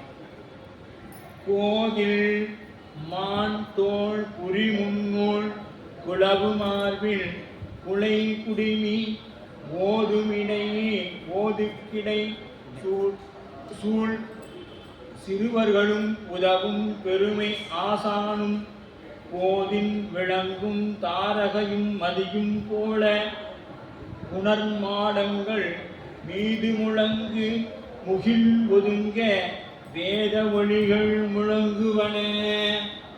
இப்போ வேத படித்தவர்கள் இருக்காங்கன்னா என்ன நடக்கும்? வேத ஒளிகள் எல்லாம் எப்பொழுதும் ஒழித்து கொண்டே இருக்கும். மீது முழங்க முகில் ஒதுங்க வேத மொழிகள் முழங்குவன. இந்த வேத மொழிகள் சொல்லும் பொழுது என்ன, அந்த மேக கூட்டங்கள் எல்லாம் என்னதான் விலகி நிற்குது. அந்த அளவுக்கு அந்த வேத ஒளி இருக்குது. வேதங்கள் யானை பிளிரில் போன்றது எனப்படும். இந்த வேத ஓசை பற்றி யானை பிளிர்னா எப்படி இருக்குமோ அப்படி இருக்குதுங்க. சில அப்படியே அந்த வேதங்களை சொல்லும் பொழுது அப்படியே நின்று கேட்கலாமான்னு. நிசப்தம் என்ற உயர்ந்த ஸ்வரம் கலந்து மாணவர் பலர் கூடி ஓதும் பொழுது மேக ஒளி வெண்பட ஓங்கி முழங்குவன என்பதா. நம்ம கும்பாபிஷேக நேரங்களில் பார்க்கலாம். ஒரு 10 வேத பாராயணம் பண்றவங்க உட்காந்து அதை கேட்கும் பொழுது எவ்வளவு நேர்த்தியாக அழகாக இருக்கு இல்லையா? அப்ப சிறுவர்களும் இந்த வேதங்கள் யாருங்க? சிறுவர்களும் சொன்ன சிறுவர்களும் உதவும் பெருமை ஆசானும் போதில் விளங்கு தாரகையும் மதியும் போல புனர் மாடங்கள். ஆசான் ஒருவராதலின் தாரகையும் மதியும் போல் போதில் விளங்கு தாரகையும் மதியும் போல் அப்படின்னா இந்த ராப்பொழுதில் என்ன இருக்கும்? தாரகை நட்சத்திரம். ஆமா. இன்னொன்னு மதி, மதி நிலவு. நிலவு. அப்பா அப்ப பகல் பொழுதில் ஒளி செய்ய மாட்டேன். இப்ப இது பகல்ல இருக்குதா இல்லையான்னு பாத்தீங்கன்னா இருக்குது. ஆனா ஏன் தெரியாது? சூரியனுடைய ஒளியில அது அடங்கி நிற்கிறது. சூரிய ஒளியில அது அடங்கி நிற்கிறது. ஆனா இரவு பொழுது என்ன ஆகுங்க? ஆசான் மாணவனினை பொருத்தம் தன்னில் ஒற்றுமையும் இளவும் பெறுதல் வெய்யவன் நிலவும் பகல் பொழுதில் ராப்பொழுதில் விளங்கும். இப்போ பகல் பொழுதுல விளங்காது, இரவு பொழுதுல விளங்கும்.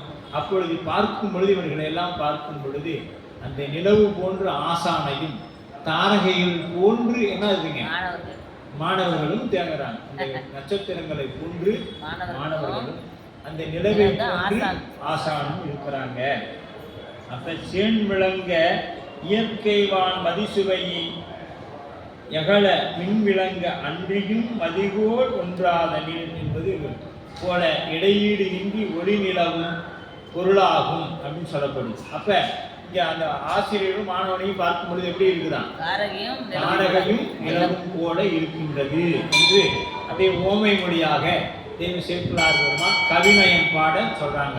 ஓதிக்கிடை வேதம் பயிலும் சிறுவர் கூட்டம். ஓதிக்கிடைனா வேதம் அதாவது பெரியவங்க சொல்றதை விட நம்ம திருமுறையே கேட்டு பாருங்க, குழந்தைகள் பாடம் நமக்கு அவ்வளவு ஆனந்தமா இருக்கும். அந்த குழந்தை அதை எப்படி பாடினாலும் நமக்கு ஆனந்தமா இருக்கும். அதுபோல இந்த வேதத்தை குழந்தைகள் சொல்லும் பொழுது கேட்டால் மிக அற்புதமாக இருக்கும் என்று சொல்லப்படும். வேதங்களை குழந்தைகள் சொல்லும் பொழுது கேட்டால் அவ்வளவு பயிலும் பொழுது சிறுவர் கூட்டம். ஒதுக்கீடை உதவும் பெருமை, வேதத்தை உதவும் பெருமை, வேதம் வர செய்யும் தன்மை. அந்த வேதம் இதெல்லாம் நம்மளும் கத்துக்கணுமே அப்படிங்கிற அந்த அளவுக்கு அந்த அளவுக்கு சொல்லுவாங்க. மான் தோல் முன்னூல் குடிமி இவை பிரம்மச்சாரியத்துடைய அடையாளமாக சொல்லப்படும். அதனாலதான் நம்ம சாமி என்ன பண்றாரு, எப்பொழுதுமே மான் தோல் உடைய அடையாளம், முன்னூல் மார்பர். சாமி எப்படிங்க, முன்னூல் மார்பர். குடிமையும் உடைய சிறுவர்களும் அப்படி இருக்கிறாங்க. இந்த குடிமையை வச்சுக்கிட்டு சின்னதா அழகா ஒரு குடிமி அதை வச்சுக்கிட்டு அந்த மாதிரி குடிமை வச்சு பார்க்கும் பொழுதே அழகா சின்ன வயசுலயே அழகா அப்படி இருப்பாங்க. அப்ப நம்மளாம் அந்த மாதிரி பிறந்தா தில்லைவாழ் அந்தணர்களாக பிறக்கணும். பிறந்தா அப்படி மீண்டும் பிறப்பு உண்டே தில்லைவாழ் அந்தணரா பிறக்க வைங்க பெருமானே உங்க திருவடி இருக பற்றி கொள்ளும். இப்படி அந்த குடும்பத்துல பிறந்துட்டோம்னா போய் திருவடி பிடிச்சிடலாம். அதெல்லாம் நடராஜா கூடவே இருக்கிற குருவாய் பிறக்கிடும் புண்ணியா உன்னடின்னு சேர்க்கிறாரு. இது அப்ப சாமி கேட்டிருப்பார். நம்ம வந்து தில்லைவாழ் அந்தணரா கேட்போம். அப்ப கோதில் மான் தோல், இந்த மான் தோல் வந்து பாத்தீங்கன்னா குற்றத்தை நீக்கக்கூடியது, குற்றம் இல்லாதது. அதனாலதான் தபசிகள் என்ன பண்ணாங்க, அந்த மான் தோல் மீது நான் சொல்றேன்னு வச்சுறாங்க. அதுக்காக உரிய அதுதான் இது வேற மான் தோலை தான் உட்காந்து பூசா பண்ணணும்னு சொன்னாங்க. எங்கேயாவது போய் வாங்கி வச்சிடாதீங்க. நீங்க சும்மா கம்மியா விலையில கிடைக்குது அதான் வாங்கக்கூடாது. அதுக்கெல்லாம் உரிய அரசு அனுமதி பெற்றுதான், உரிய அனுமதி பெற்று வாங்கணும். அரசு அனுமதி பெற்று வனத்துறையில வாங்கணும். நீங்களா போய் இடையில யாராவது சாமி ஒரு 1000 ரூபாய் கொடுத்தாங்க, ஆசிரியர் அன்னைக்கு வகுப்புல சொன்னாரு, பாயினுக்கு போட்டு சாமி நீங்க உட்காருங்க, நெருங்கி கொண்டு வந்து உட்கார வச்சா பெரிய ஒம்பாகி போயிடும். அதெல்லாம் வாங்கக்கூடாது. சரியா? அப்ப கோதிலா மான்தோல். அப்ப கோதிலா பிரம்மச்சாரிய நிலைக்கு உதவும் பண்பினாலும் சிறப்பினாலும் இறந்த பிராணியின் தசை சம்பந்தப்பட்ட தோல் என்ற குற்றமில்லாது மான்தோல் தூய்மை உடையது என்பார்கள். அப்ப அது தூய்மையானதாக சொல்லப்படும். குலை குடிமி மெல்லிய புன்மயிர் கொண்ட குடிமி. அந்த குழந்தைகள் எப்படின்னா ஆமா குழைந்துன்னா அப்படியே ரொம்ப இறுக்கமா இல்லாம, குழைந்துன்னா எப்படி அந்த ஒரு ரொம்ப இறுக்கமா இல்லாம இருக்கும். அந்த மாதிரி குடிமி போட்டிருக்காங்க அந்த குழந்தைகள். இதெல்லாம் நம்ம இப்ப வர வச்சுக்கணும். புராணத்துல சேக்குலார் சொல்றாருன்னா அந்த காட்சி அங்க நீங்க காணணும். அப்பதான் புராணம் சுவையா இருக்கும் இல்லையா? அப்ப மெல்லிய புண்மை அந்த மாதிரி குழந்தைங்க மயிர் எப்படி அப்படி புசு புசுன்னு தொட்டாவே நம்ம முடி தொட்டோம்னா மொரன்னு இருக்கும். அந்த குழந்தைகளோட முடியை தொட்டோம்னா அப்படியே முயல் முடியை தொடுற மாதிரி புசு புசு அந்த மாதிரி அந்த முடி இருக்கான். மெல்லிய புண்மையில் கொண்ட குடிமி குறுகிய நீளம் உடைத்தாய் அசையும் குடிமி. அப்படி அது அவங்க தலைவி ஆட்டினா அதுவும் ஆடும். அப்ப ஆடுதுன்னா என்ன அர்த்தம், நம்ம இறுக்கம் இல்லாம லூசா போட்டுருந்தாதான் அது இப்படி ஆடும் இல்லையா? அது போல அந்த குடிமி அப்படி ஆடுதான். குறுகிய நீளமுடைய அசையும் குடிமி சிறுவர்களும் சிறார் கூட்டத்தினர் ஒருவராய் பயின்ற பண்பு மடங்கள் அப்படின்னா வேதம் பயிரும் இடங்களுக்கு மடம் என்று பெயர். வேதம் பயிரும் இடங்களுக்கு மடம் என்று பெயர். 4வது பாடல். யாகும் நிலவும் சாலை தோறும் மறையோ இந்த அவி உணவின் வாகும் நுகரும் வரு மாளும் அயனும் ஊரும் படச்சிதைக்குள் மாகும் இகந்து வந்து இருக்கும் சேர்க்கை எனவும் வானவர்கோன் நாகம் அணையும் கந்து எனவும் நாட்டும் யுக ஈட்டம் உள அப்படிங்கிறார். அப்ப யாகம் யாக நிகழும் சாலை, அங்க என்ன இருக்கு? வேள்வி சாலைகள் அங்க அந்த ஊர்ல நிறைந்து இருக்குது. முருகப்பெருமான் வந்து பூசை பண்ண ஆலயமாச்சு செய்யணும். யாகசாலைகள் யுகம் அப்படின்னா வேள்வி பசுக்களை கட்டும் தம்பம். வேள்விக்காக எதுக்கு வேள்வியில போடுறதுக்கு அந்த வேள்வி அந்த என்ன சொல்றது, பால் தயிர் பூசைக்கு தேவையான நெய் எல்லாமே எங்கிருந்து வரும்? அந்த அந்த யுகம் என்கின்ற அந்த பசுமாடு கட்டியிருக்கிற இடத்துல இருந்து அதை மட்டும்தான் பயன்படுத்துவாங்க. இன்னைக்கு நம்ம ஆலயத்துல இறைவனுக்கு பொங்கல் படைக்கிறாங்கன்னா இந்த மடவழியில செய்யறது தான் இறைவனுக்கு படைக்கும். வெளியிலிருந்து கொண்டு நாம் சில பேர் நான் கொடுத்த ஐயர் படைக்க மாட்டேங்கிறாரு அப்படின்னு சொல்லுவாங்க. அதை படைக்க கூடாதுங்கிறது மரபு உண்டு. ஏன்னா அவங்க என்ன சொல்லப்பட்ட ஆகமத்தில் என்ன சொல்லப்பட்டதோ அதுதான் அவங்க கடைபிடிப்பாங்க. அவங்ககிட்ட போய் நான் கொண்டு வரதை நீ படைக்கிறான்னா தேங்காய் பழம் கொண்டு வந்து கொடு படைப்பாங்க. சரியா? இதெல்லாம் தான் நாம் தெரிந்து கொள்ள வேண்டியது. மற்றவர்களுக்கு நாம் முடிந்த அளவு கேட்டாங்களா சொல்லுங்க, கேட்கலன்னா சொல்லாதீங்க. எதையுமே கேட்டா மட்டும் சொல்லுங்க, கேட்கணும் சொல்லாதீங்க. சொன்னோம்னா கடைசியில நாம செய்த தவமும் வீணடிக்கப்படும். சொல்லாது. இப்ப வேள்வி பசுக்களை கட்டும் தம்பம், அதுக்கு யுகம்னு பேரு. செக்கை அப்படின்னா கூடு இருப்பிடம், பறவைகள் தங்கும் இடம், பறவைகள்லாம் தங்கும் இடம். கந்து அப்படின்னா யானையை கட்டும் தறி, கட்டுத்தரைன்னு சொல்லுவோம். கந்து அப்படின்னா கட்டுத்தரைன்னு கேள்விப்பட்டுக்கிறீங்களா?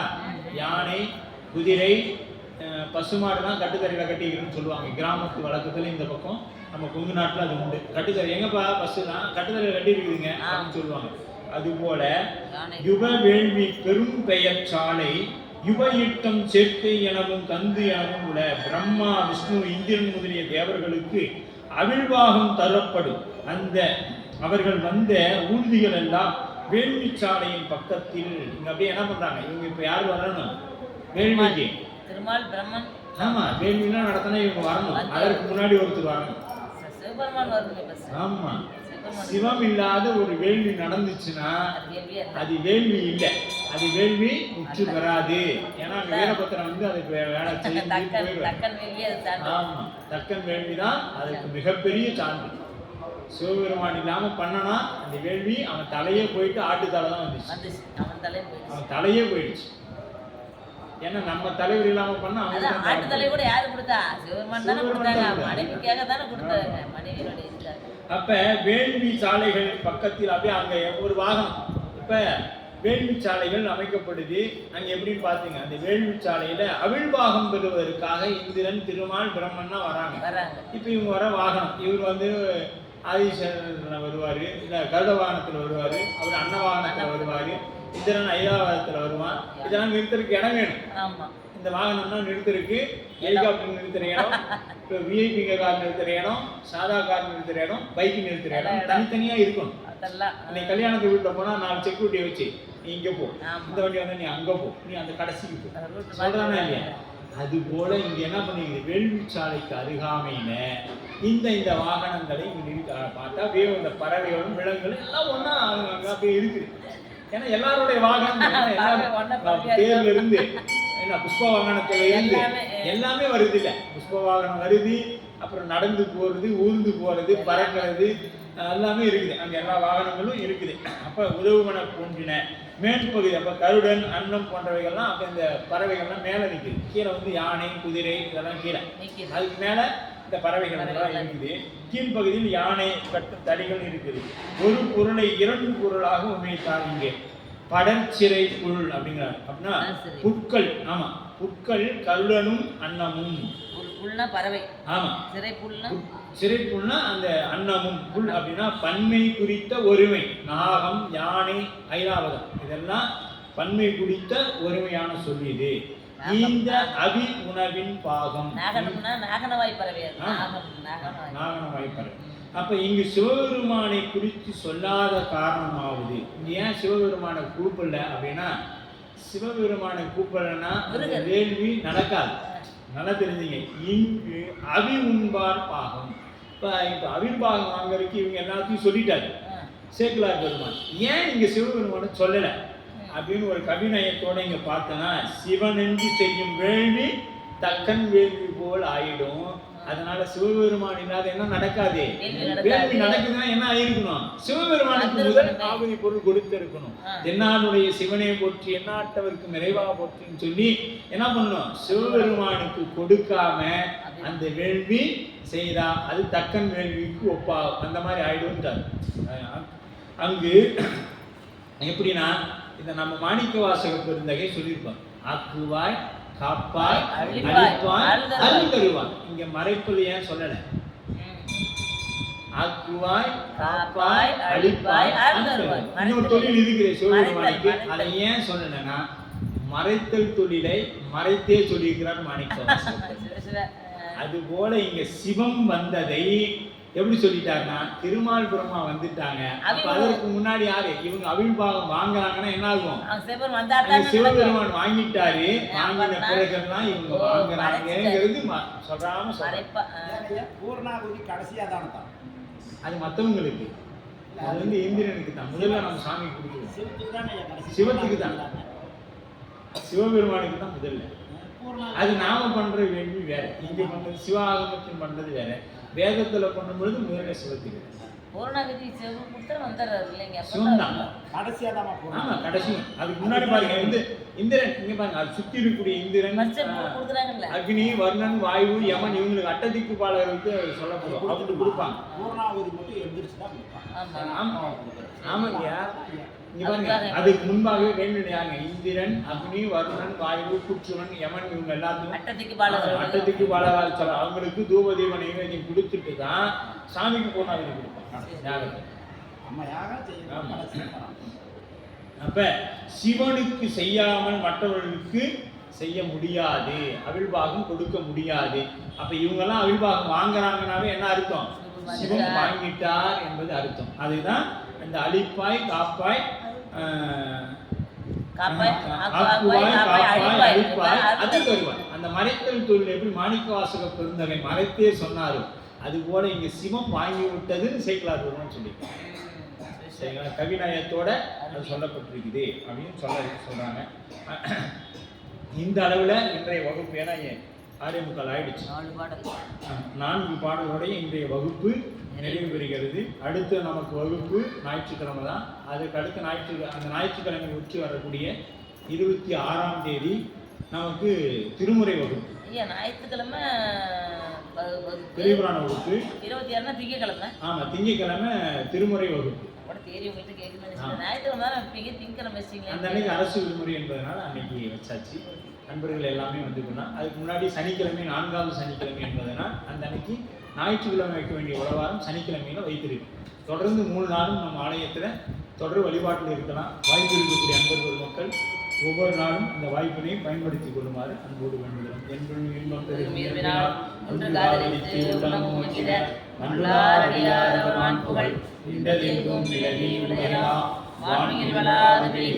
வழிவளம் சுரக்க மன்னன் போன்முறை அரசு செய்க குறைவில்லாத இருள் வாழ்க நான்மறை அறங்கள் ஓங்க நற்றவாம் வேள்வி மல்க மேன்மைகள் சைவ நீதி விளங்குக உலகமெல்லாம். மேன்மைகள் சைவ நீதி விளங்குக உலகமெல்லாம். மேன்மைகள் சைவ நீதி விளங்குக உலகமெல்லாம். பார்வதி பதையே ஹர மகாதேவா. தென்னாடுடைய சிவனே போற்றி, நாட்டவர்க்கு விரிவா போற்றி, ஏகம்பத்துரையந்தாய் போற்றி, பாகம் பெண்ணுரானாய் போற்றி, காவாய் கனகத்திரளே போற்றி, அருள் தரும் தேவகிரியம்மை உடனமர் அல்மி நஞ்சுண்டேஸ்வர பெருமான் மலரடிகள் போற்றி போற்றி, சேக்கலார் பெருமான் திருவடிகள் போற்றி போற்றி, நான் சண்டீச நாயனார் திருவடிகள் போற்றி போற்றி. சிற்றம்பலம் நீலகண்டா நஞ்சுண்டா நீலகண்டா நீலகண்டா நஞ்சுண்டா நீலகண்டா நஞ்சுண்டா நஞ்சுண்டா நீலகண்டா